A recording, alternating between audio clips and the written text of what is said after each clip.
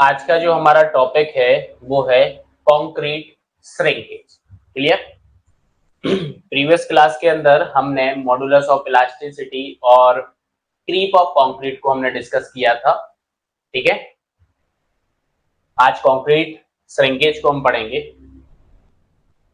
Concrete shrinkage आपका क्या कहलाता है, सबसे पहले तो वो समझो। जो क्रीप ऑफ कंक्रीट और श्रिंकेज ऑफ कंक्रीट आपका होता है, यह आपके क्या होते हैं, ये आपके टाइम डिपेंडेंट फिनोमिना होते हैं। और कंक्रीट श्रिंकेज को आप ये भी बोल सकते हो कि कंक्रीट श्रिंकेज जो आपका होता है ये प्लास्टिक फिनोमिना भी होता है। क्या होता है? ये प्लास्टिक फिनोमिना ही होता है। क्लियर।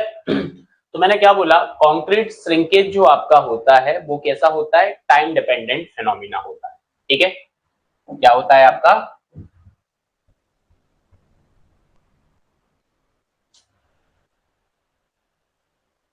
कंक्रीट श्रिंकेज जो आपका होता है ये क्या होता है, टाइम डिपेंडेंट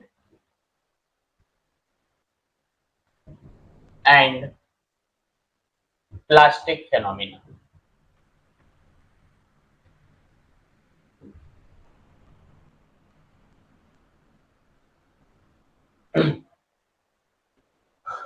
ठीक है, अब क्या कहलाता है, देखो कंक्रीट श्रिंकेज के अंदर आपका क्या होता है, जो कंक्रीट का वॉल्यूम होता है ना उसके अंदर आपको रिडक्शन देखने को मिलता है। क्या देखने को मिलता है? रिडक्शन देखने को मिलता है। तो आइए समझते हैं। Shrinkage is caused by decrease in either concrete length और वॉल्यूम। श्रिंकेज जो आपका होता है वो किस वजह से आता है, कंक्रीट जो आपका है उसकी लेंथ में आपको डिक्रीज मतलब रिडक्शन देखने को मिल रहा है, या फिर आप बोल सकते हो कि उसके वॉल्यूम के अंदर आपको क्या देखने को मिल रहा है, रिडक्शन देखने को मिल रहा है। Clear. Resulting from changes in moisture content और केमिकल चेंजेस। और ये किस वजह से हो रहा है, ये हो रहा है मॉइस्चर कंटेंट के अंदर चेंजेस की वजह से और केमिकल चेंजेस की वजह से। आपको पता है केमिकल रिएक्शंस होती हैं। ठीक है, तो किसकी वजह से हो रहा है, ये हो रहा है आपका चेंज इन मॉइस्चर कंटेंट और केमिकल चेंजेस की वजह से। Clear. Next, the need to facilitate placement and consolidation of concrete after result in the to use a greater amount of mixing water than is needed for the hydration process. Clear. Next, the used water content create movement and generate tensile stresses that pull the cement paste closer, causing shrinkage. कहने का मतलब ये है कि जब हम placement की बात करते हैं या फिर कंसोलिडेशन ऑफ कंक्रीट की बात करते हैं तो वहां पे आपके द्वारा एक डिसीजन हो जाता है कि हम greater amount of mixing water, हम इसमें ज्यादा अमाउंट ऑफ वाटर को मिक्स करते हैं। जब ज्यादा अमाउंट ऑफ वाटर को आप मिक्स करते हो, जब ज्यादा अमाउंट ऑफ वाटर को आप मिक्स करते हो तो उससे क्या होता है कि वो वाटर कंटेंट आपका मूव करेगा। क्या करेगा? मूव करेगा, एक जगह से दूसरी जगह आपका मूव करेगा। और जैसे ही वो मूव करेगा तो टेंसाइल स्ट्रेसेस आपकी वहां पे जनरेट होंगी, और टेंसाइल स्ट्रेस आपकी जनरेट होंगी तो वो सीमेंट पेस्ट को पास पास में क्या करेंगी, उसको स्ट्रेस करेंगी या पुल करेंगी। क्लियर, खींचेंगी। और जैसे ही अगर कोई चीज पास में आ रही होगी तो उसकी वजह से क्या हो रहा होगा, श्रिंकेज आपका हो रहा होगा। क्लियर। तो concrete shrinkage can lead to cracking, curling of slab and dimensional instability of concrete member. तो इस श्रिंकेज के डिसएडवांटेज ये हो गए हैं कि श्रिंकेज कंक्रीट मेंबर के अंदर क्रैकिंग को डेवलप करेगा, कर्लिंग ऑफ स्लैब्स आपको देखने को मिलेगा, साथ ही साथ डायमेंशनल इनस्टेबिलिटी आपको देखने को मिलेगी कंक्रीट मेंबर के अंदर। इसकी वजह से, श्रिंकेज की वजह से। क्लियर। ऐसा क्यों बोला है? ऐसा इसलिए बोला है कि यहाँ पे जो डिसीजन लिया गया है ना कि ज्यादा अमाउंट ऑफ वाटर आपको मिक्स करना है। अब ज्यादा अमाउंट ऑफ वाटर आपको यहाँ पे मिक्स करना है, ऐसा भी क्यों हो गया है, क्योंकि वाटर का लॉस भी यहाँ पे होता है बहुत सारे रीजंस की वजह से, जैसे कि सीमेंट के हाइड्रेशन, केमिकल हाइड्रेशन जो आपका होता है, हाई एम्बिएंट टेम्परेचर अगर आपका है तो भी आप ज्यादा पानी यहाँ पर मिक्स करते हो। क्लियर? क्लियर? चलो नेक्स्ट अपन यहाँ पे देखते हैं causes of concrete shrinkage. Clear? Concrete shrinkage होने के क्या कारण हो सकते हैं? क्लियर? तो आप यहाँ पे देख सकते हो सबसे पहला जो कारण है कंक्रीट श्रिंकेज होने का वो है हाई सीमेंटेटियस मटेरियल कंटेंट। क्लियर? बहुत ज्यादा सीमेंटेटियस मतलब बाइंडिंग मटेरियल आपने ज्यादा यूज कर लिया है। ठीक है, क्या कर लिया है? बाइंडिंग मटेरियल आपने ज्यादा यूज कर लिया है। ठीक है, नेक्स्ट क्या रीजन हो सकता है? वाटर का एवेपोरेशन आपका हो सकता है। नेक्स्ट है addition of excessive water in concrete. अगर वाटर के अंदर आपने एक्सेसिव कंक्रीट एक्सेसिव वाटर को आपने क्या कर लिया है? ऐड किया है। क्लियर? यहाँ पे देखा था आपने कि अगर हम ग्रेटर अमाउंट ऑफ वाटर को मिक्स करते हैं, क्लियर, किसके लिए? हाइड्रेशन प्रोसेस के लिए, तो वो वाटर कंटेंट आपका मूव करेगा और टेंसाइल स्ट्रेस को डेवलप करेगा जो सीमेंट पेस्ट को पुल करेंगी पास में आने के लिए, और क्या होगा? श्रिंकेज आपका होगा। तो ये आपका थर्ड वही हो गया है कि addition of excessive water in concrete. Next है आपका contraction of the hydration product. जो हाइड्रेशन की प्रोसेस के अंदर होने वाली, तो हाइड्रेशन के जो प्रोडक्ट हैं उसके अंदर आपको कॉन्ट्रैक्शन देखने को मिल रहा है। क्लियर? एक ये कारण भी हो सकता है आपके कंक्रीट श्रिंकेज का।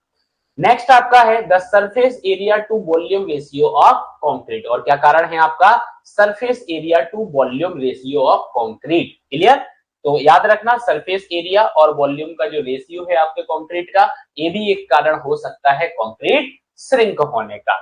नेक्स्ट आपका कुछ एनवायरमेंटल फैक्टर्स भी आपके हो सकते हैं जिसकी वजह से कंक्रीट आपका श्रिंक हो सकता है। क्लियर? इसके बाद लो वाटर सीमेंट रेशियो की वजह से भी आपका कंक्रीट के अंदर श्रिंकेज आपको देखने को मिलेगा।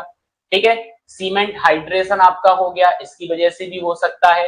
हाई एयर टेम्परेचर, क्लियर, या फिर आप एम्बिएंट टेम्परेचर भी यहाँ पे बोल सकते हो। ठीक है, नेक्स्ट आपका रहेगा कारण जो है वो है लो ह्यूमिडिटी। क्लियर?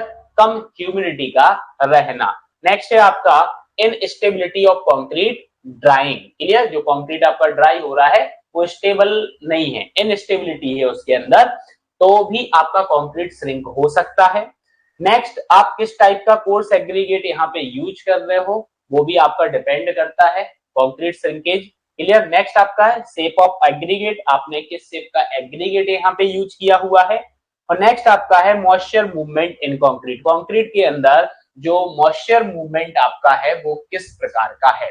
तो एमसीक्यू में आपसे पूछा जा सकता है कि कंक्रीट श्रिंकेज होने के क्या क्या कारण हो सकते हैं। क्लियर? बहुत ज्यादा डिटेल में नहीं जाना है क्योंकि हम यहाँ पे पर्टिकुलर कंक्रीट नहीं पढ़ रहे, हम आरसीसी सब्जेक्ट पढ़ रहे हैं। बस आपको ये नाम याद रखने हैं कि क्या वो फैक्टर हो सकते हैं जिसकी वजह से कंक्रीट के अंदर आपको श्रिंकेज देखने को मिलेगा। क्लियर? एक एक करके अपन ने अभी सारे डिस्कस कर लिए हैं। ठीक है, ये सारे वो फैक्टर हैं जिसकी वजह से आपका क्या हो सकता है, कंक्रीट के अंदर श्रिंकेज आपको देखने को मिलेगा। क्लियर? अब अपन यहाँ पे बात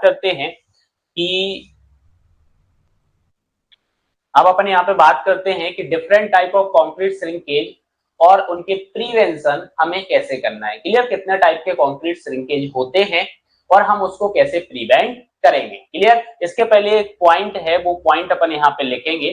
ठीक है, कि श्रिंकेज स्ट्रेंथ जो आपका होता है, जब भी हम आरसीसी स्ट्रक्चर को डिजाइन करते हैं, क्या करते हैं, आरसीसी स्ट्रक्चर को हम डिजाइन करते हैं तो हमें कंक्रीट के अंदर श्रिंकेज स्ट्रेंथ कितना लेना है। Clear?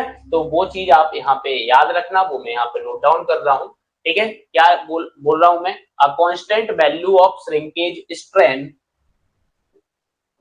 A constant value of shrinkage strength should be taken for should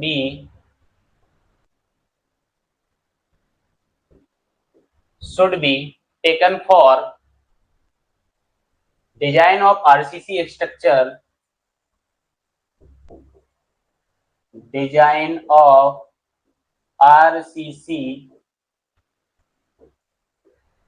structure, clear, कितना लेना है आपको, सच दैट 0.0003, कितना लेना है आपको, 0.003। और अगर मैं परसेंटेज में बात करूं तो ये आपका आएगा 0.3%। तो याद रखना, श्रिंकेज स्ट्रेंथ जो हम आरसीसी स्ट्रक्चर को डिजाइन करने के लिए लेते हैं उसकी वैल्यू कितनी होती है, 0.003 और यहाँ पे 0.03% आएगा, 0.03%, इतना आपको लेना है श्रिंकेज स्ट्रेंथ। ठीक है, चलो अब आगे बढ़ते हैं। जो टाइप ऑफ कंक्रीट श्रिंकेज की हम बात कर रहे थे, सबसे पहला जो हमारा टाइप ऑफ श्रिंकेज होता है वो हमारा होता है प्लास्टिक श्रिंकेज। क्लियर, क्या कहलाता है आपका प्लास्टिक श्रिंकेज और किस वजह से यह होता है। ठीक है, आइए देखते हैं। प्लास्टिक श्रिंकेज की अपन यहाँ पे बात कर रहे हैं, तो plastic shrinkage develops on the surface of the fresh concrete. ये चीज आपको याद रखना है कि जो प्लास्टिक श्रिंकेज आपका होता है यह फ्रेश कंक्रीट की सरफेस के ऊपर आपको देखने को मिलेगा। कहां पे देखने को मिलेगा, फ्रेश कंक्रीट की सरफेस पर देखने को आपको मिलेगा। ठीक है, it is a consequence of water evaporation from the surface of fresh concrete or absorption in the concrete forms of wettings। Clear, कहने का मतलब ये है कि ये जो प्लास्टिक श्रिंकेज आपका है जो आपको फ्रेश कंक्रीट की सरफेस के ऊपर देखने को मिल रहा है, ये किस वजह से डेवलप हुआ है, जो फ्रेश कंक्रीट की सरफेस से वाटर का एवेपोरेशन हुआ है उस वजह से आपको उस फ्रेश कंक्रीट की सरफेस के ऊपर ये देखने को मिलेगा। ठीक है, नेक्स्ट है, it is a contraction in volume due to water movement from the concrete while still in the plastic state और बिफोर इट सेट। क्लियर, मतलब कहने का ये है कि हो क्या रहा है, हो ये रहा है कि आपको कॉन्ट्रैक्शन इन वॉल्यूम देखने को मिलेगा। किसकी वजह से, ये वाटर मूवमेंट की वजह से। किसकी वजह से, ये वाटर मूवमेंट की वजह से। Clear, this movement of water can be during the hydration process और from the environmental condition leading to evaporation of water. ये क्या कर रहा है, वाटर का एवेपोरेशन कर रहा है, that resides on the surface on the wet concrete. So the more the concrete bleeds, ज्यादा कंक्रीट आपका ब्लीड होगा, the greater the plastic shrinkage should be. Clear, जितना ज्यादा कंक्रीट ब्लीड होगा उतना ज्यादा आपको प्लास्टिक श्रिंकेज देखने को मिलेगा। क्लियर, हाइड्रेशन प्रोसेस के दौरान जो मूवमेंट ऑफ वाटर आपका हो रहा है, क्लियर, तो एनवायरमेंटल कंडीशन यहाँ पे आपका लीड कर रही है एवापोरेशन ऑफ वाटर को। क्लियर, एवापोरेशन ऑफ वाटर को लीड कर रही हैं, clear, on the surface on the wet concrete. So the concrete, more the concrete bleed, ज्यादा कंक्रीट आपका ब्लीड करेगा उतना ज्यादा आपको प्लास्टिक श्रिंकेज उसकी सरफेस पे देखने को मिलेगा। अब ये जो लास्ट वाला पॉइंट है ये बहुत इंपॉर्टेंट है, ये आपको याद रखना है। क्या लिखा है, it is proportional to cement content and therefore inversely proportional to the water cement ratio. Proportional to cement content, proportional to cement content मतलब हो गया आपका सीमेंट कंटेंट आपका बढ़ रहा है तो आपका ये प्लास्टिक श्रिंकेज भी बढ़ेगा।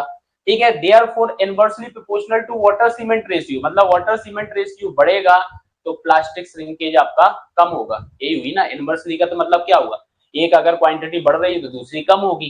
क्लियर, और डायरेक्टली प्रोपोर्शनल का क्या होता है, अगर एक क्वांटिटी बढ़ रही है तो दूसरी भी बढ़ेगी। क्लियर,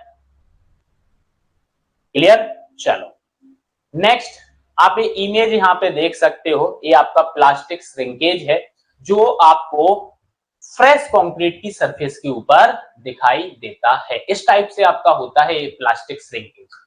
ठीक है, ये आपका क्या है, ये इमेज जो आती है ये प्लास्टिक श्रिंकेज को रिप्रेजेंट कर रही है। ठीक है,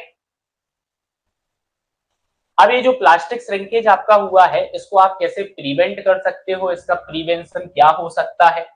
हाँ, तो प्रिवेंशन की अगर मैं बात करूं तो सबसे पहला है preventing the rapid loss of water from the surface. Surface के ऊपर से जो रैपिडली आपके वाटर का लॉस हो रहा है उसको सबसे पहले आप रोकिए। वो आपका क्या नहीं होना चाहिए, लॉस नहीं होना चाहिए। नेक्स्ट है the surface covering with the help of polythene sheeting. Clear, आप जो सरफेस होती है उसकी, उस सरफेस को पॉलीथीन सीटिंग की हेल्प से आप कवर करिए कि आपका जो वाटर है वो ना निकल जाए। क्लियर। प्रॉपर वाइब्रेशन आपको कंक्रीट के अंदर करना पड़ेगा। अगर आपने प्रॉपर वाइब्रेशन नहीं दिया, मतलब आपने जो वाइब्रेटर होता है अगर प्रॉपर नहीं चलाया, तो भी आपको प्लास्टिक श्रिंकेज देखने को मिलेगा।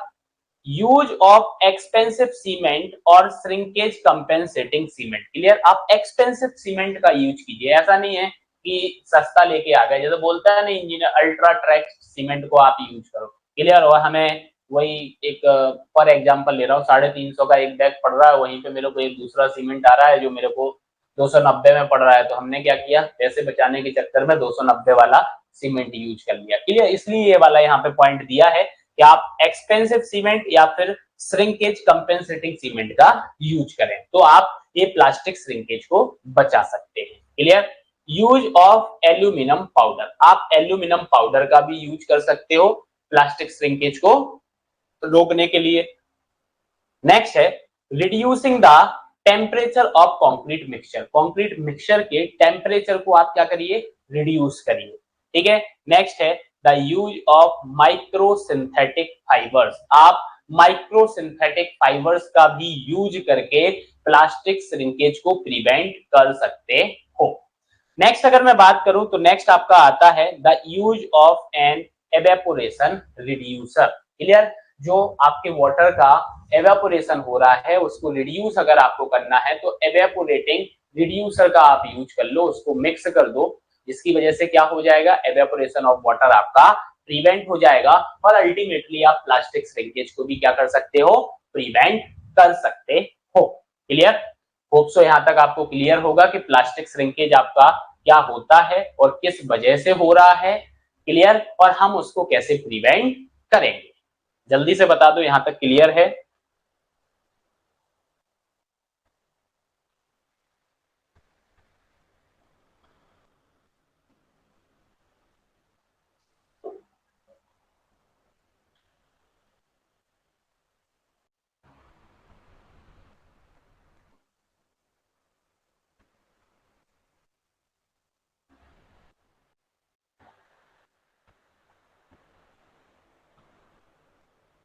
आगे बढ़ते हैं।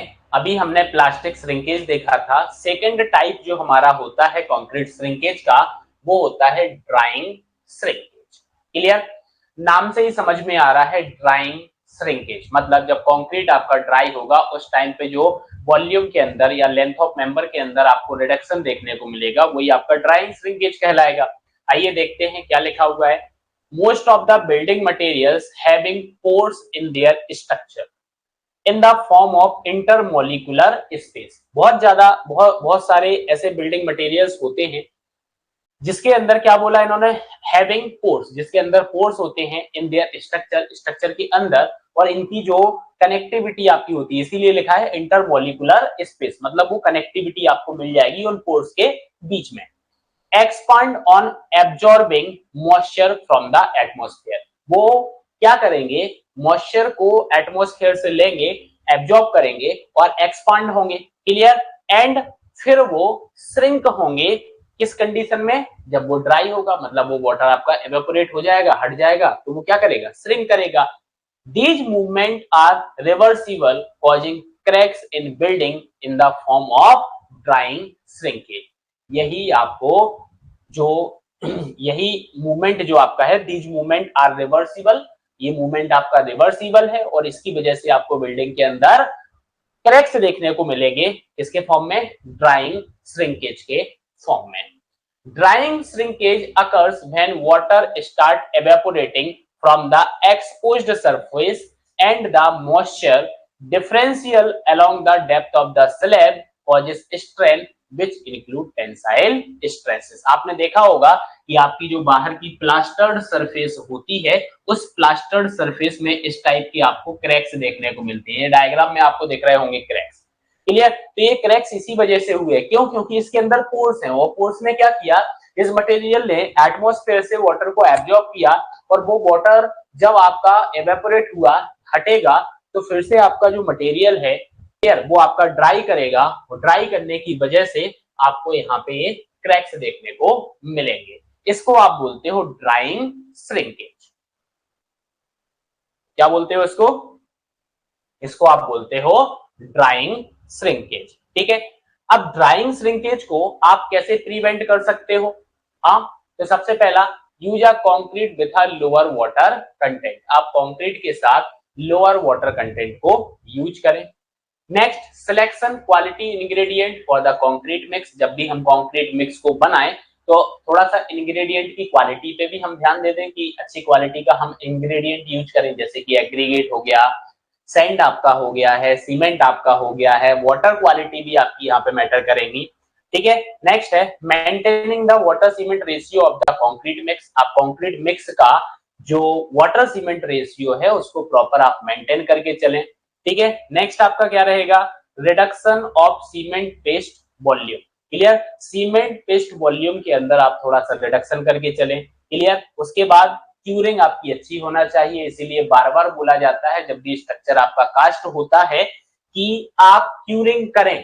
क्लियर। और मैंने स्टार्टिंग में भी आपको बताया था कि मिनिमम जो क्यूरिंग पीरियड हमारा होना चाहिए कंक्रीट स्ट्रक्चर के लिए वो कितना होना चाहिए? जल्दी से कमेंट करके आप बताओ कि मिनिमम हमारा क्यूरिंग पीरियड कितना होना चाहिए। ऑलरेडी मैंने आपको बताया हुआ है।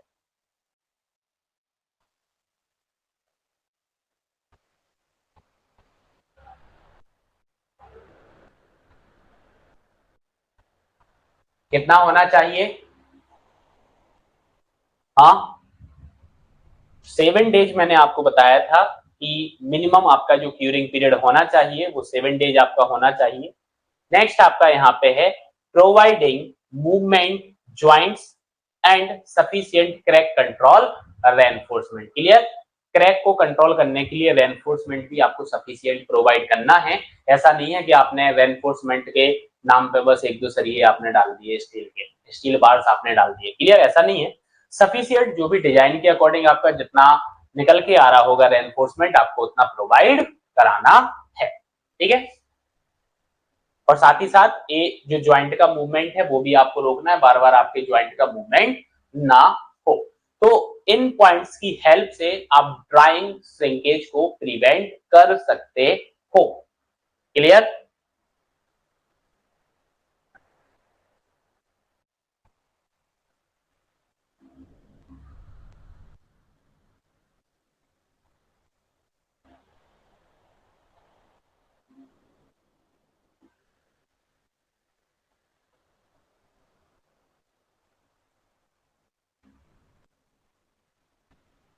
नेक्स्ट आगे देखते हैं। तो नेक्स्ट टाइप का जो आपका श्रिंकेज होता है वो होता है autogenous shrinkage. Clear. Autogenous shrinkage आपका क्या कहलाता है? ठीक है। तो autogenous shrinkage occurs after the initial setting of concrete. Clear. जब आपके कंक्रीट का इनिशियल सेटिंग हो जाता है, मतलब वो अपनी प्लास्टिसिटी को लूज करता है। क्लियर। तो उसके बाद आपको ये ऑटोजेनस श्रिंकेज देखने को मिलेगा। ये किस वजह से होता है? ये होता है आपका ड्यू टू हाइड्रेशन। इसकी वजह से होता है ड्यू टू हाइड्रेशन। क्लियर। याद रखना, सिंपल ये लाइन याद रखना है आपको। अगर आपसे कोई पूछे कि ऑटोजेनस श्रिंकेज किस वजह से हो रहा है, तो ऑटोजेनस श्रिंकेज जो आपका हो रहा है वो आपका हो रहा है किस वजह से? After initial setting time of concrete आपको ऑटोजेनस श्रिंकेज देखने को मिलेगा, और इसका रीजन है हाइड्रेशन। क्या रीजन है इसका? इसका रीजन है hydration. Clear. Since this process requires water and therefore reduce the internal free water. Clear. मतलब ये प्रोसेस आपकी वाटर की रिक्वायरमेंट को, मतलब वाटर को मांगती है, और जो इंटरनल वाटर आपका है उसको रिड्यूस होना चाहिए। Clear. It is caused because of a self desiccation process in the pores of the cement stone. It is use of water in the cement hydration process. Clear? तो cement hydration process के time पे जो आप water यहाँ पे use कर रहे हो, क्लियर, जो वाटर आप यूज कर रहे हो, तो यहाँ पे हो क्या रहा है कि सेल्फ डिसिस्केशन प्रोसेस जो आपकी है सीमेंट पोर्स के द्वारा, उसकी वजह से यह कॉज्ड हो रहा है। Clear? The process of self desiccation beginnings in these pores because of the process of hydration. मतलब अल्टीमेटली कहने का मतलब ये है कि ये जो रीजन है वो रीजन आपका हाइड्रेशन ही है। क्लियर? और मैंने आपको बताया है कि हाइड्रेशन की जो प्रोसेस होती है वो एक्सोथर्मिक रिएक्शन उसके अंदर होती है। क्या होती है? एक्सोथर्मिक आपकी रिएक्शन होती है। क्लियर? तो फिर नेक्स्ट क्या है? Inside the cement stone structure all water is used for the hydration. जो सीमेंट के अंदर आपका वाटर है वो पूरा हाइड्रेशन में यूज होता है। And humidity can not reach fast, जल्दी से नहीं पहुंच पाती enough from the outside due to density of structure. Density of structure की वजह से नहीं पहुंच पाती है। तो आप देखते हो कि आपकी जो कंक्रीट सरफेस होती है वो इस टाइप की आपकी क्या हो जाती है, आपकी क्रैक्स आ जाते हैं। ये आपके ऑटोजेनस श्रिंकेज आपका होता है। तो ये जनरली आपने देखा होगा, जो आप कंक्रीट का रोड देखा होगा ना आपने, रिजिड पेवमेंट आपने देखा होगा, उसके ऊपर आपको इस टाइप के देखने को मिलते हैं। क्लियर? तो ये ऑटोजेनस श्रिंकेज आपका होता है। इसको कैसे प्रिवेंट करोगे? तो इसको प्रिवेंट करने के लिए आपको क्या करना है? Labelling the cement content in the mix. Mix के अंदर आपको सीमेंट कंटेंट की प्रॉपर लेबलिंग करना है। The use of low heat cement, आप लो हीट सीमेंट का यूज करो। अब लो हीट सीमेंट को यूज करने से होगा कि हाइड्रेशन आप कम कर पाओगे, इसका हाइड्रेशन जो होता है वो स्लो होता है। ठीक है? Use of shrinkage reducing admixture, आप श्रिंकेज रिड्यूसिंग एडमिक्सचर का आप यूज करो। Application steel fibres and polypropylene fibres. Clear? आप स्टील फाइबर्स का यूज करो, पॉलीप्रोपिलीन फाइबर्स का आप यूज करो। नेक्स्ट आपका है addition of pre soaked light weight aggregate. Clear? आप pre soaked light weight aggregate का यूज आप यहाँ पे करें तो आप ये ऑटोजेनस श्रिंकेज को प्रिवेंट कर सकते हैं। क्या कर सकते हैं? आप ऑटोजेनस श्रिंकेज को प्रिवेंट कर सकते हैं। ठीक है? चलो नेक्स्ट अगर मैं आपसे बात करूं तो नेक्स्ट आपका होता है कार्बोनेशन श्रिंकेज। क्या होता है आपका? Carbonation shrinkage. अब एक कार्बोनेशन श्रिंकेज आपका क्या होता है? तो carbonation shrinkage occurs in harden concrete. ये चीज आपको याद रखना है, जब कंक्रीट आपका पूरा हार्ड हो जाता है। क्लियर? हार्ड हो जाना मतलब कि पूरी स्ट्रेंथ को गेन कर लेना। क्लियर? वो अपनी स्ट्रेंथ को गेन कर चुका है।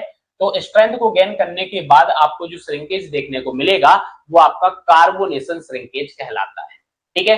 अब carbon dioxide from the environment on cement stone causes chemical reaction. जो एनवायरमेंट में आपकी CO2 है वो आपकी जो सीमेंट स्टोन है उसके साथ केमिकल रिएक्शन करता है।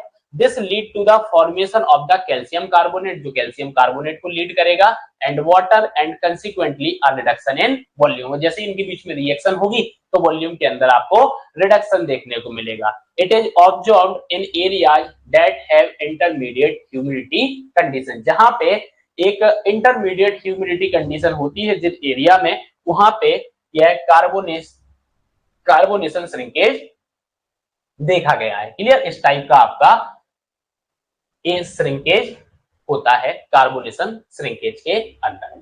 आप इसको कैसे प्रिवेंट कर सकते हो कार्बोनेशन श्रिंकेज को? तो देखो, suitable joint can be provide in the structure during its casting. Clear? Casting के दौरान आप सुटेबल जॉइंट प्रोवाइड करिए। क्लियर? जैसे आपका जो रोड बनता है, रिजिड पेमेंट आपका बनता है, तो उसके अंदर आप जॉइंट्स प्रोवाइड करते हो, लॉन्गिट्यूडिनल, ट्रांसवर्स, ये जॉइंट प्रोवाइड कराते हो।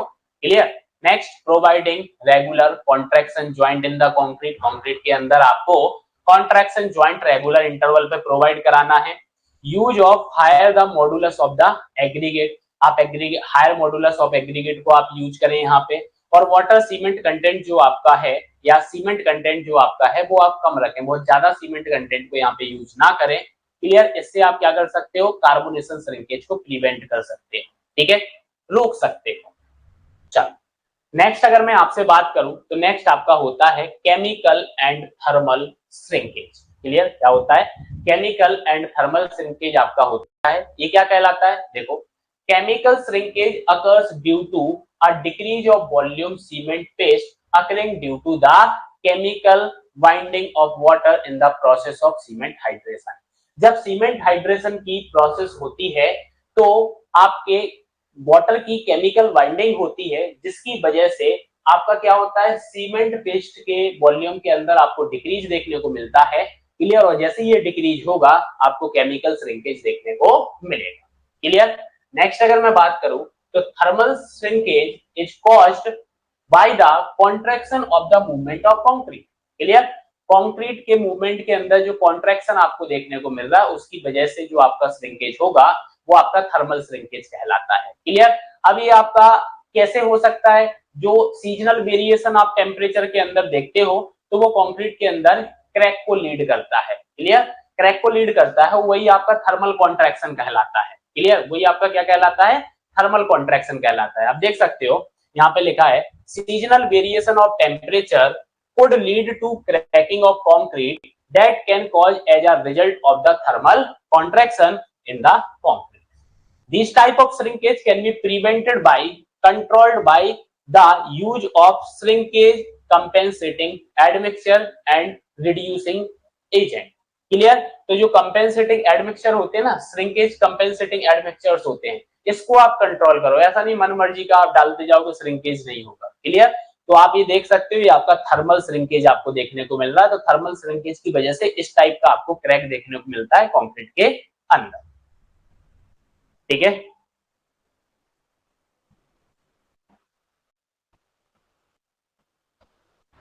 क्लियर है यहां तक?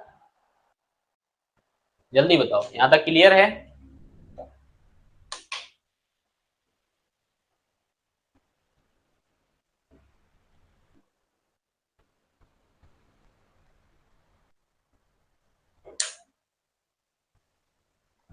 तो ये आपका कंक्रीट श्रिंकेज कहलाता है।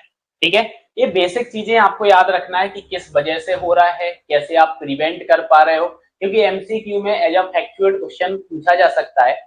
जरूरी नहीं है एमपीपीएससी ए हो सकता है, इसके बाद आप व्यापम सब इंजीनियर का भी आपका एग्जाम होता है। ठीक है। एसएससी जूनियर इंजीनियर का भी एग्जाम होता है, तो वहां पे आपके फैक्चुअल क्वेश्चंस बनते हैं और वो फैक्चुअल क्वेश्चन इसी टाइप के होते हैं। क्लियर। तो ये आपको डिटेल में पढ़ना है। जनरली क्या होता है कि हम सिर्फ प्लास्टिक श्रिंकेज और ड्राइंग श्रिंकेज को पढ़ते हैं कि प्लास्टिक श्रिंकेज क्या होता है, ड्राइंग श्रिंकेज क्या होता है। उसके बाद की ये जो श्रिंकेज होते हैं इनको हम छोड़ देते हैं कि यार ये तो सिलेबस में नहीं है, इतना डिटेल में कहाँ जाना है। क्लियर। लेकिन आपको इसका क्या है, रीजंस आपको पता होना चाहिए, कब होता है, किस वजह से हो रहा है और कैसे रोक सकते हो। ये तीनों चीजें आपको याद रखनी है। ठीक है। चलो, इसके बाद हम बात करेंगे design stress strength curve for concrete. हमने stress strength curve for concrete पढ़ा हुआ था और वहां पे हमने ये देखा था कि हमें जो मैक्सिमम कंप्रेसिव स्ट्रेंथ मिलती है वो हमें 0.002 स्ट्रेंथ पर मिलती है। ये हमने वहां पे समझा था। और जो हमारा कंक्रीट का कर्व होता है वो नॉन लीनियर होता है। क्लियर।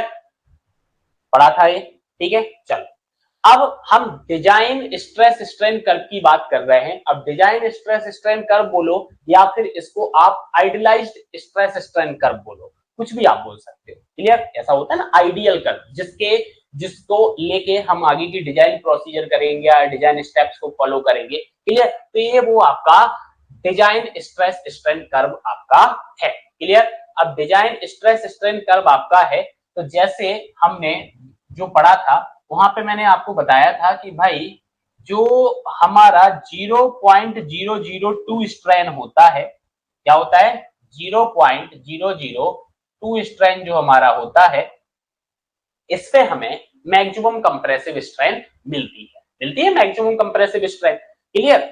तो 0.002 स्ट्रेन के पहले जो हमारा ये कर्व आपका है ये हमारा कैसा है, पैराबोलिक प्रोफाइल का कर्व है। कैसा है, पैराबोलिक प्रोफाइल का कर्व है। और ये जो पैराबोलिक प्रोफाइल आपकी यहाँ पे बन रही है ये हमारी यहाँ पे ऐसा भी बोल सकते हो आप सेकेंड डिग्री पैराबोला।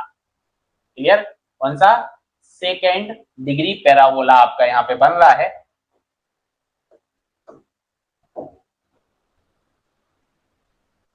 ये क्या बन रहा है आपका, सेकेंड डिग्री आपका पैराबोला यहाँ पर बन रहा है। क्लियर। ये आपका स्ट्रेस है, ये आपका स्ट्रेन है। क्लियर। अब आप बोल रहे होगे सर यहाँ पे ये 3 कर्व आपने क्यों बना दिए। देखो एक्चुअल में तो ये जो कर्व आपका है ये कर्व आपका ऐसा डाउन जाता है जो अपन ने पढ़ा था, लेकिन हम यहाँ पे डिजाइन कर्व पढ़ रहे हैं। तो 0.002 स्ट्रेन के बाद ये हमारा जो कर्व है वो कैसा हो गया है, लीनियर हमने इसको ले लिया है। हमने कैसा ले लिया, लीनियर हमने इसको ले लिया। तो यहाँ पे जो ऊपर मैंने सबसे पहला कर्व यहाँ पे बनाया हुआ है वो पहला कर्व जो बना हुआ है वो पहला कर्व आपका बना हुआ है किसके लिए? कंक्रीट क्यूब के लिए। देखो लिखा है idealised curve for concrete in cube. तो कंक्रीट इन क्यूब की अगर मैं बात करूं तो हमारी जो मैक्सिमम कंप्रेसिव स्ट्रेंथ होती है उसको आप रिप्रेजेंट किससे कर देते हो? एफसीके से करते हो एफसीके से। हाँ, एफसीके से करते हो ना, ठीक है। तो यहाँ पे आप देखो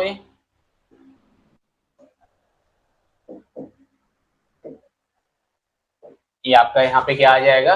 ये आ गया आपका एफ सी के। ये आपकी कंप्रेसिव स्ट्रेंथ है, कैरेक्टरिस्टिक कंप्रेसिव स्ट्रेंथ हो गई idealised curve for concrete and cube. अब ये जो सेकंड कर्व यहाँ पे बना हुआ है, ये सेकंड कर्व आपका मैंने इसलिए बनाया है कि हम कंक्रीट के अंदर जो कंप्रेसिव स्ट्रेंथ को फाइंड आउट कर रहे थे वो हम कर रहे थे क्यूब या फिर सिलेंडर बना के एक पर्टिकुलर शेप लेके हमने स्ट्रेंथ को निकाला था जो हमें एफ सी के मिला था। लेकिन जब हम स्ट्रक्चर के अंदर कंक्रीट को यूज करते हैं तो स्ट्रक्चर के अंदर जो कंक्रीट आपका होता है उसका शेप भी चेंज हो जाता है, उसकी लोडिंग कंडीशन भी चेंज हो जाती है, होती है नहीं होती है? तो मैंने क्या बोला था, इस एफ सी के को आप क्या करो 1.5 फैक्टर से डिवाइड कर दो और जो वो 1.5 फैक्टर है वो आपका कंसीडर करेगा शेप और लोडिंग कंडीशंस को। क्लियर?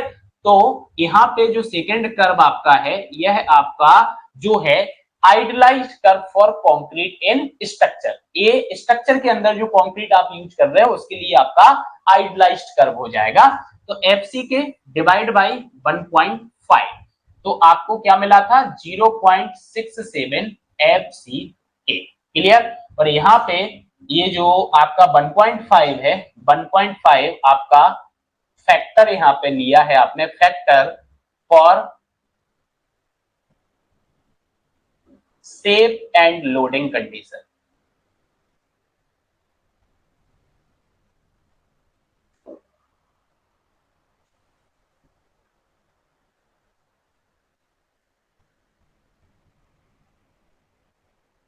ठीक है, सेफ एंड लोडिंग कंडीशन। ठीक है, तो ये आपका कितना आ गया? 0.67 एफसी आपका यहाँ पे आ गया। तो ये देखो आपकी यहाँ पे स्ट्रेंथ कितनी निकल के आ रही है, ये स्ट्रेंथ आपकी निकल के आएगी 0.67 इंटू एफ सी के और ये आपका निकल के आएगा WSM में। ठीक है, ये आपका किसके लिए आया? WSM के लिए आया, वर्किंग स्ट्रेस मेथड के लिए। अब नीचे जो आपका है, अब आपको लेना है डिजाइन कर्व। ये आइडियलाइज्ड कर्व फॉर स्ट्रक्चर के लिए हो गया, डिजाइन कर्व। जब हम डिजाइन कर्व की बात करते हैं तो जो हमारी मटेरियल की स्ट्रेंथ होती है ना उसको हम पार्शियल सेफ्टी फैक्टर से डिवाइड करते हैं। किससे डिवाइड करते हैं? पार्शियल सेफ्टी फैक्टर से। तो हमारे मटेरियल की स्ट्रेंथ कितनी है? ये है 0.67 एफसी के। क्लियर? इसको डिवाइड आप कर दोगे गामा एम से। गामा एम क्या हो गया? पार्शियल सेफ्टी फैक्टर हो गया। क्लियर? अब ये पार्शियल सेफ्टी फैक्टर आपने क्यों लिया है? ये आपने लिया है अनसर्टेनिटी के लिए। क्लियर? Uncertainty of strength. ठीक है, तो आप यहाँ पे क्या लिखोगे? 0.67 एफसी के डिवाइड बाई 1.5। क्लियर? अब ये 1.5 जो आपका है ये पार्शियल सेफ्टी फैक्टर है। ठीक है, आप जैसे ही डिवाइड करोगे तो 0.446 एफसी के। क्लियर? बहुत सारी बुकों में आपको 0.45 एफसी के भी देखने को मिलेगा। क्लियर? आपको 0.446 भी देखने को मिल सकता है, 0.45 एफसी के भी आपको देखने को मिल सकता है। तो कंफ्यूज नहीं होना, दोनों आपका एक ही है। ठीक है, और यहाँ पे गामा एम जो आपका आ गया है ये आपका आ गया partial safety factor. Partial safety factor for किसके लिए आपका हो गया? Material strength. Material strength. ठीक है, तो ये कंक्रीट के लिए कितना होता है? Gamma M equals to 1.5 for concrete. ठीक है,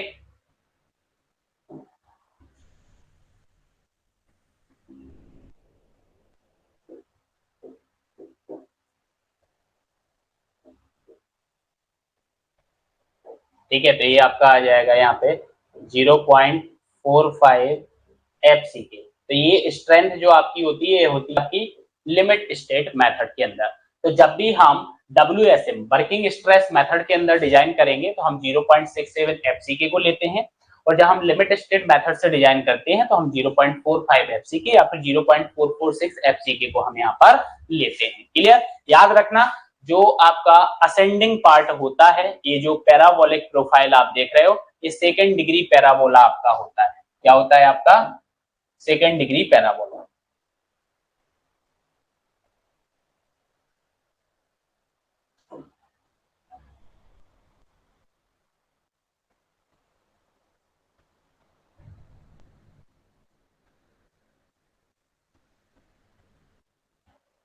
ठीक है, मैक्सिमम आपको जो कंप्रेसिव स्ट्रेंथ मिलती है इस स्ट्रेंथ पर मिलती है। और जो कंक्रीट आपका होता है, तो आपसे ये भी पूछा जा सकता है कि फॉर फ्लेक्सुरल क्रशिंग, मतलब कंक्रीट की जो क्रशिंग होती है वो कितने स्ट्रेंथ पर होती है? तो मैंने आपको बताया था 0.03 से आपको 0.05 ऐसा कुछ बताया था। क्लियर? तो आपका देखो ये आ रहा है यहाँ पे 0.0035, ये आपका मैक्सिमम क्रशिंग स्ट्रेन है। इस पर आपका कंक्रीट क्या हो जाता है? क्रश हो जाता है। मतलब स्ट्रेन की इतनी वैल्यू अगर आपने दी तो कंक्रीट आपका क्या हो जाएगा? कंक्रीट आपका क्रश यहाँ पर हो जाएगा। ठीक है, चलो आई बात समझ में यहाँ पे? हाँ, तो यहाँ पे लिख लेते हैं concrete strain at ultimate strength.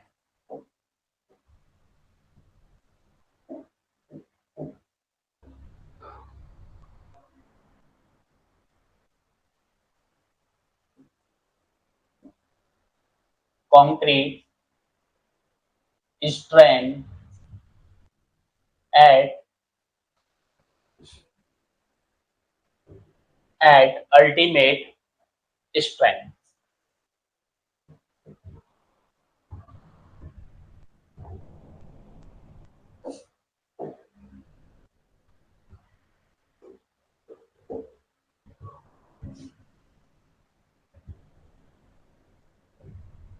ठीक है, क्या आ जाएगा आपका? If a concrete cylinder is axially loaded,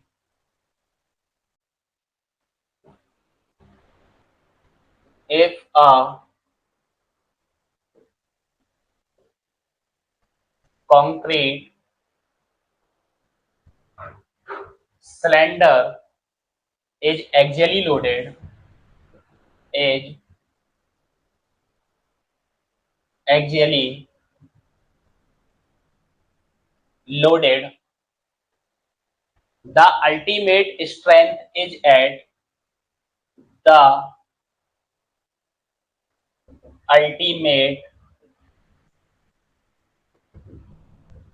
strength, the ultimate strength is at 0.2% strength. Clear? याद रखना, आपको मैक्सिमम जो स्ट्रेंथ मिलेगी वो आपको 0.2% स्ट्रेंथ पर मिलेगी। क्लियर? नेक्स्ट आपका है for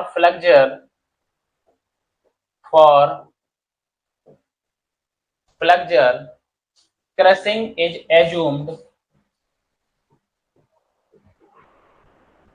crushing is assumed,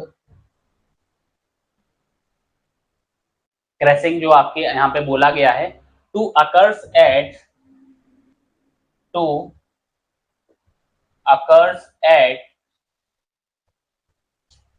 0.35% strength. कितने स्ट्रेंथ पर? 0.35% स्ट्रेंथ पर आपको देखने को मिलेगा। क्लियर? तो ये आपका क्या होता है? ये आपका डिजाइन स्ट्रेस स्ट्रेन कर्व होता है कंक्रीट के लिए। क्लियर? आगे हम जो भी डिजाइन पढ़ेंगे, क्लियर, इसके बेसिस पे ही अपने को कंक्रीट की डिजाइन करना है। ठीक है, अब नेक्स्ट यहाँ पे आता है durability requirements. Clear? Next concrete का क्या होता है? कंक्रीट का होता है ड्यूरेबिलिटी रिक्वायरमेंट्स। तो आपको पता है ड्यूरेबिलिटी का मतलब ही यही होता है कि हमारे स्ट्रक्चर की लॉन्ग लाइफ हो, हमारा स्ट्रक्चर ज्यादा सालों तक चले। क्लियर? तो देखो क्या लिखा, the existence of the structure for a longer duration without losing much of its condition which was at the construction is the expectation of considering durability requirement in reinforced concrete design. हम durability requirement को क्यों consider करके चल रहे हैं? क्योंकि हम चाहते हैं कि हमारे स्ट्रक्चर का जो एग्जिस्टेंस हो वो हमारा लॉन्गर ड्यूरेशन के लिए हो, without losing much of its condition. बहुत ज्यादा कंडीशंस इसकी लूज नहीं होनी चाहिए। तो the durability of the structure is discussed in term of the expected life of the structure. Clear? तो हम ड्यूरेबिलिटी जो रिक्वायरमेंट होती है किसी भी स्ट्रक्चर की, हम उसको किस टर्म में डिस्कस करते हैं? Expected life of the structure. हम बोलते हैं ना कि ये स्ट्रक्चर जो डिजाइन किया गया है वो इतने सालों के लिए डिजाइन किया गया, मतलब उतने सालों तक उसके अंदर उसमें बहुत ज्यादा उसके कंडीशंस में डिफरेंसेस नहीं आने चाहिए। अब ड्यूरेबिलिटी रिक्वायरमेंट अपन पढ़ रहे हैं यहाँ पे रेनफोर्स्ड कंक्रीट की। तो रेनफोर्स्ड कंक्रीट के अंदर सबसे पहला जो रिक्वायरमेंट होता है वो होता है कवर टू द रेनफोर्समेंट। जो आप स्टील बार्स प्रोवाइड करा रहे हो उस स्टील बार्स को आपको क्या करना है?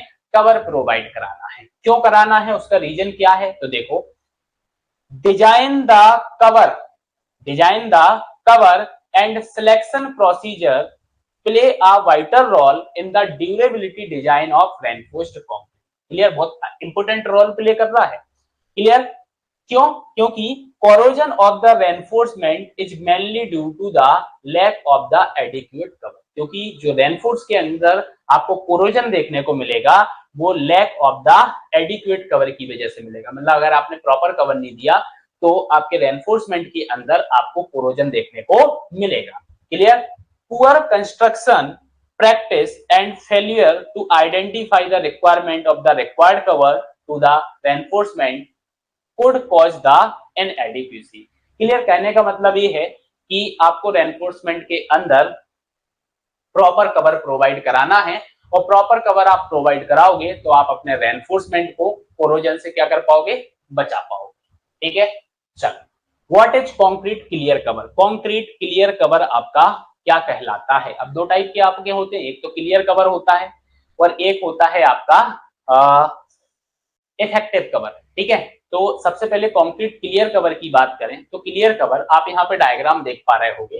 दिख रहा है डायग्राम? ये आपका कोई एक बीम है, बीम के अंदर आपने ये रेनफोर्समेंट यहाँ पे प्रोवाइड किया हुआ है और ये आपकी क्या प्रोवाइड की हुई है? स्ट्रिप्स आपने प्रोवाइड की है। तो आप देख सकते हो ये स्ट्रिप्स की सरफेस से ये यहाँ तक की सरफेस के बीच की जो डिस्टेंस है that is the clear distance. ये जो क्लियर डिस्टेंस आपकी है ये आपका क्लियर कवर कहलाता है। ये आपका क्या कहलाता है? ये आपका क्लियर कवर कहलाता है। ठीक है? ये आपका क्या कहलाता है? ये आपका क्लियर कवर कहलाता है। तो आप इसको कैसे डिफाइन करोगे? आप बोलोगे इट इज द मार्जिन या फिर डिस्टेंस। आप क्या बोलोगे? It is a distance, it is a distance या फिर मार्जिन, या फिर margin of the outermost reinforcement of the outermost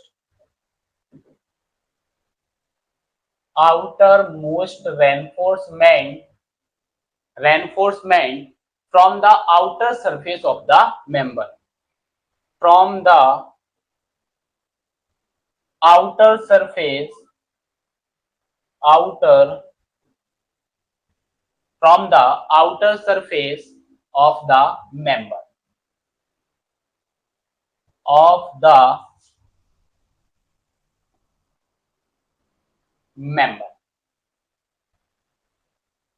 clear? अब ये मेंबर आपका बीम भी हो सकता है, स्लैब भी हो सकता है, कॉलम भी हो सकता है। क्लियर? तो द मेंबर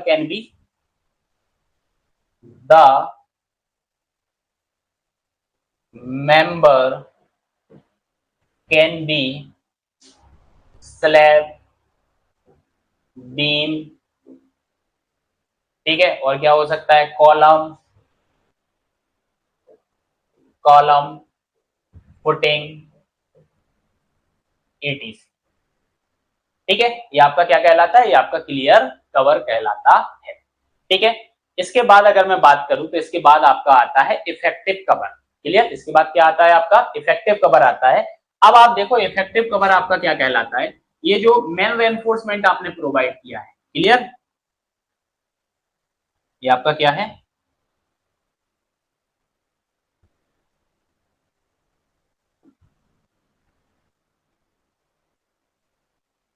ये आपका मेन रेनफोर्समेंट है, ठीक है। और ये आपका क्या है, ये आपका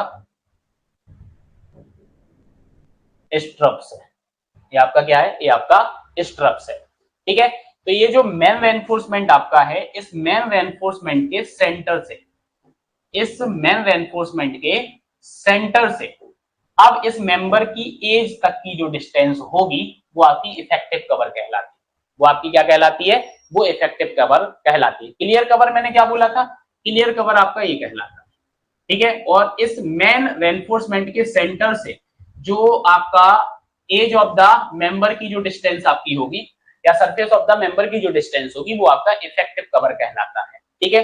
कैसे डिफाइन करेंगे, तो आप बोलोगे effective cover is the distance measured from the face of the member to the centre of area, centre of area मतलब centroid of the main reinforcement, main reinforcement के सेंट्रॉइड से इस मेंबर की सरफेस तक की जो डिस्टेंस होगी या फेस की डिस्टेंस जो आपकी होगी वो आपका इफेक्टिव कवर कहलाएगा।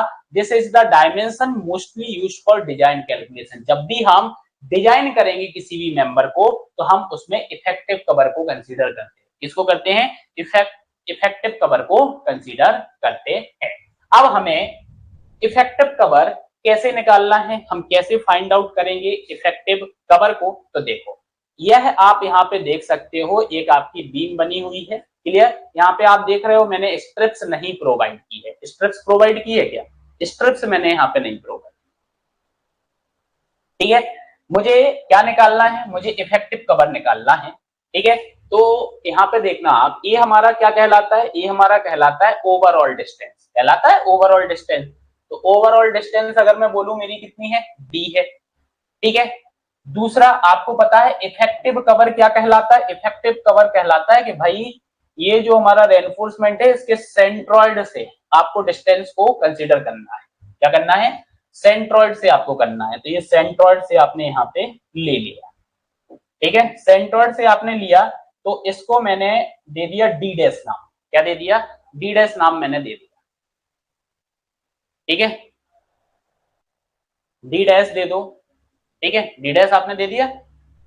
चलो अब डी डैश अगर आपने दे दिया है तो अब यहां से यहां तक की जो डिस्टेंस आपकी होगी, मतलब ये जो डिस्टेंस आपकी होगी, ये डिस्टेंस आपकी कितनी हो जाएगी, तो ये डिस्टेंस आपकी हो जाएगी स्मॉल डी, इसको मैंने क्या बोल दिया, स्मॉल डी मैंने बोल दिया है, ठीक है। और अगर मैं यहां से बात करूं ये वाली डिस्टेंस की, ठीक है, ये जो रेनफोर्समेंट की सरफेस से यहां से ये वाली,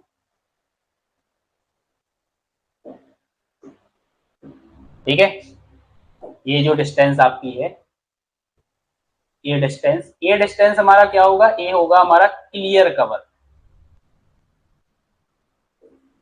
ये हमारा क्लियर कवर होगा। और ये हमारा क्या होगा, ये हमारा इफेक्टिव कवर होगा, ठीक है, ये हमारा क्या होगा, इफेक्टिव कवर होगा।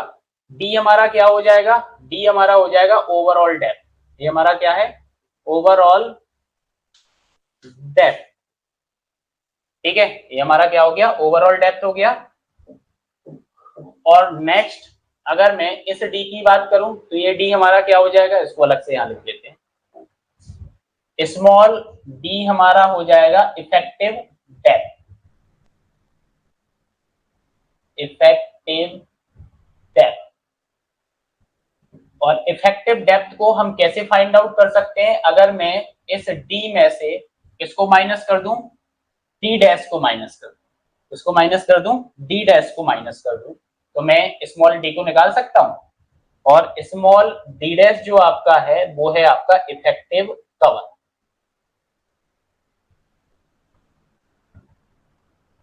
क्लियर। अब ये इफेक्टिव कवर अपने को निकालना है, तो ये इफेक्टिव कवर हम कैसे निकाल पाएंगे, डी डैश हम कैसे निकाल पाएंगे, हाँ। तो देखो आप इफेक्टिव कवर निकालना है, कैसे निकलेगा इफेक्टिव कवर डी डैश? तो डी डैश अगर मुझे निकालना है, डी डैश ये डिस्टेंस है, ठीक है, तो ये कितना हो जाएगा हमारा, ये हो जाएगा क्लियर कवर। तो यहाँ पे लिख देते हैं अपन क्लियर कवर, जो भी हमारा क्लियर कवर होगा। और इस क्लियर कवर में इस मेन रेनफोर्समेंट के आधे डाया को मैं क्या कर दूंगा, ऐड कर दूंगा। तो यहाँ पे लिख दूंगा मैं plus dia divide by 2। Clear? तो ये हमारा क्या निकल के आ जाएगा, ये हमारा निकल के आ जाएगा इफेक्टिव कवर। और यहाँ पे जो ये फाई है, ये क्या है, डाया ऑफ मेन रेनफोर्समेंट। ये हमारा क्या होगा, डाया ऑफ मेन रेनफोर्समेंट। मतलब ये डी डैश आपका जो है वो क्या है, clear cover plus dia by 2। तो अगर ये कंडीशन आपकी बन रही होगी ना, तो इस कंडीशन में आप डी डैश को ऐसे निकाल सकते हो। क्लियर? ये है केस नंबर 1। और ये केस नंबर 1 जो हमने पढ़ा है, ये हमने पढ़ा है इफेक्टिव कवर को फाइंड आउट करने के लिए। आई बात समझ में? निकाल लोगे ना? अब दूसरी कंडीशन क्या बन सकती है? दूसरी कंडीशन में आप देखो, यहाँ पे अब आपने स्ट्रिप्स को प्रोवाइड करा दिया। किसको प्रोवाइड करा दिया? स्ट्रिप्स को आपने प्रोवाइड करा दिया, ठीक है। और स्ट्रिप्स को अगर आपने प्रोवाइड करा दिया है, तो अब आपको क्या करना है, अब आपको यहाँ पे निकालना है। देखो, तो यहाँ पे निकालना है, तो आप देखो यहाँ पे अगर मैं इसकी बात करूं, यहाँ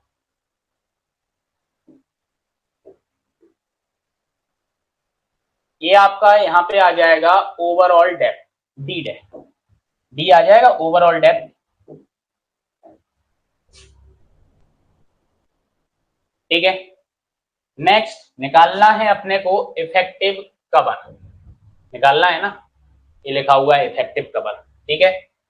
तो यहाँ पे अगर मैं बात करूं इसकी, तो ये हमारा क्या आ जाएगा, ये हमारा आ जाएगा क्लियर कवर। ये हमारा क्या आ जाएगा, क्लियर कवर। ये हमारा इफेक्टिव कवर हो गया है। और इफेक्टिव कवर को मैं क्या बोलता हूँ, डी डैश बोलता हूँ। तो ये हमारा डी डैश हो गया, ठीक है। ये हमारा क्लियर कवर यहाँ पे हो गया, ठीक है। ये हमारा क्या हो गया, क्लियर कवर हमारा हो गया, ठीक है। तो कैसे निकालेंगे, यहाँ पे याद रखना, ये जो क्लियर कवर आपका है ना, इस क्लियर कवर को आप नॉमिनल कवर भी बोलते हो, आप इसको नॉमिनल कवर भी बोलते हो, ठीक है। कैसे निकालोगे यहाँ पे डी डैश को, ठीक है। देखो यहाँ पे डी डैश कैसे निकलेगा, डी डैश आपका क्या होता है, डी डैश आपका होता है इफेक्टिव कवर,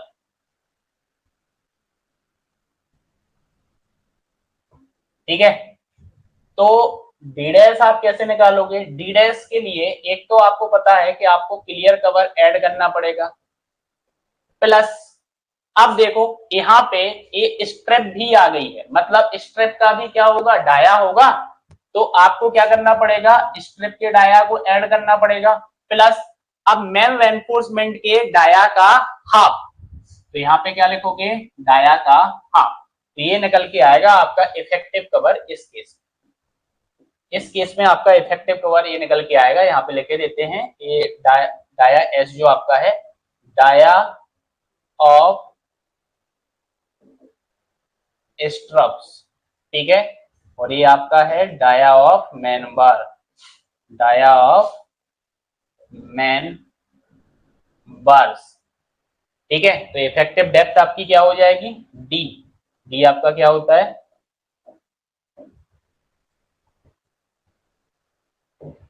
डी आपका होता है इफेक्टिव डेप्थ, इफेक्टिव डेप्थ। और इफेक्टिव डेप्थ आपकी कैसे निकलती है, D overall depth minus D dash से,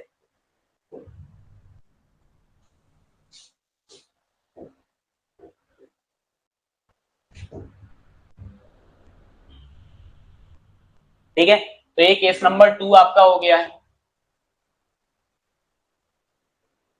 तो अगर ये केस आ जाएगा इस टाइप से, तो आपको ऐसे फाइंड आउट करना है, और अगर ये केस आ जाएगा तो आपको इस टाइप से फाइंड आउट करना है। क्लियर? अब नेक्स्ट अगर मैं बात करूं तो ये तो मैं आपको बता चुका हूं कि भाई मिनिमम क्लियर कवर या मिनिमम नॉमिनल कवर जो आपका होता है वो डिपेंड करता है एक्सपोजर कंडीशन पर। किस पे डिपेंड करता है? एक्सपोजर कंडीशन पे डिपेंड करता है। तो एक्सपोजर कंडीशन पे डिपेंड करता है, तो अकॉर्डिंग टू IS 456/2000 आपकी जो एक्सपोजर कंडीशन होती है माइल्ड, माइल्ड के लिए आप nominal concrete cover not less than के लिए 20, मॉडरेट के लिए 30, सीवियर के लिए 45, वेरी सीवियर के लिए 50 और एक्सट्रीम के लिए आपका 75। ये आपकी रिक्वायरमेंट है जो IS कोड ने यहाँ पे देके रखी है कि भाई इससे कम आपको कवर नहीं लेना है। नेक्स्ट मैंने बोला था एक नोट में कि भाई मेन रेनफोर्समेंट अगर 12 mm डायामीटर का है तो माइल्ड एक्सपोजर कंडीशन के लिए जो आप कवर ले रहे हो उसको आप 5 mm क्या कर दो? रिड्यूस कर दो। आप 5 mm उसको क्या कर सकते हो? रिड्यूस कर सकते हो। ठीक है, तो ये भी चीजें आपको यहाँ पे याद रखनी है। नेक्स्ट अब यहाँ पे मेंबर की बात करते हैं, मिनिमम नॉमिनल कवर। ठीक है, ये हमारा क्या है? मिनिमम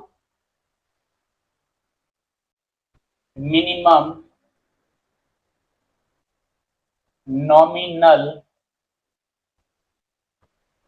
कवर मेंबर, जैसे कि स्लैब हो गया, बीम हो गया, कॉलम हो गया, फुटिंग हो गया। तो आप यहाँ पे देखो मिनिमम कवर यहाँ पे लिखा हुआ है। स्लैब को कितना देना है आपको? 20 mm देना है। बीम को कितना देना है? 20 mm आपको देना है। ठीक है, बीम को कितना देना है आपको? 20 mm आपको देना है। ठीक है, बीम में 20 mm नहीं आएगा, गलत टाइपिंग हुई है। बीम के ये क्या था? बीम के अंदर आएगा आपका 25 mm।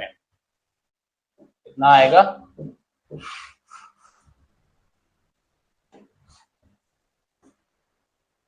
स्लैब में 20 mm, बीम में आपका कितना आएगा? 25 mm आएगा। कॉलम में आपको 40 mm देना है अगर डायामीटर आपका 12 mm से ज्यादा है, और अगर 12 mm से कम है तो आप 25 mm यूज कर सकते हो। फुटिंग में आपका कितना रहेगा? 50 mm। क्लियर? और मैक्स टू मैक्स आप कितना जाओगे? 75। क्लियर? तो आप ऐसा भी लिख सकते हो यहाँ पे, फुटिंग में एक्सट्रीम कंडीशन अगर बन रही होगी तो 75 mm, और जनरली जो आपकी कंडीशन बनती है माइल्ड वाली तो 50 mm आप ले सकते हो। अच्छा, ये जो यहाँ पे कंडीशन देके रखी हुई है ना, ये जो मिनिमम कवर आपको यहाँ पे दिया हुआ है, ये मिनिमम कवर आपको देके रखा है IS 456। किसके द्वारा दिया है? IS 456 2000 के अकॉर्डिंग। ठीक है, अगर मैं यहाँ पे एक कॉलम और बना दूं आपका,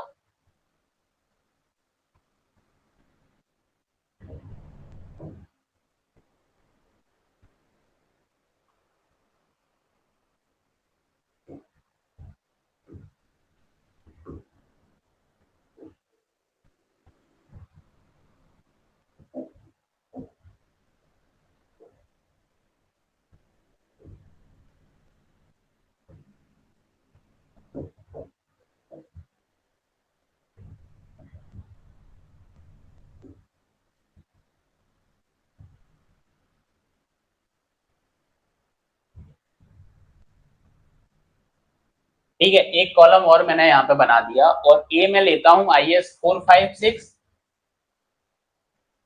1978 के अकॉर्डिंग। इसके अकॉर्डिंग 1978 के अकॉर्डिंग। तो 1978 क्या बोलता है कि भाई स्लैब के अंदर आप जो कवर प्रोवाइड कराओ वो कराओ 15 mm का। क्लियर? कितने का कराओ? 15 mm का आप कराओ। बीम के अंदर जो आपका रहेगा वो आपका 25 mm ही रहेगा। कितना रहेगा? 25 mm ही रहेगा। और अगर मैं कॉलम की बात करूं तो कॉलम के अंदर वही आपका 40 mm और 25 mm, और फुटिंग के अंदर सेम रहेगा आपका। बस आपका यहाँ पे जो स्लैब है, स्लैब में आपका कितना हो जाएगा? 15 mm आपका हो जाएगा। क्लियर? तो ये भी आपको मेंबर के लिए भी आपको याद रखना है कि कितना लेना है आपको कवर। ठीक है, चलो नेक्स्ट अगर मैं बात करूं तो minimum grade of concrete for different exposure condition, ये ऑलरेडी मैं आपको बता चुका हूं कि अगर आप प्लेन कंक्रीट लेते हो तो माइल्ड में आपको कितना लेना है? आप M15 यहाँ पे यूज कर सकते हो माइल्ड में।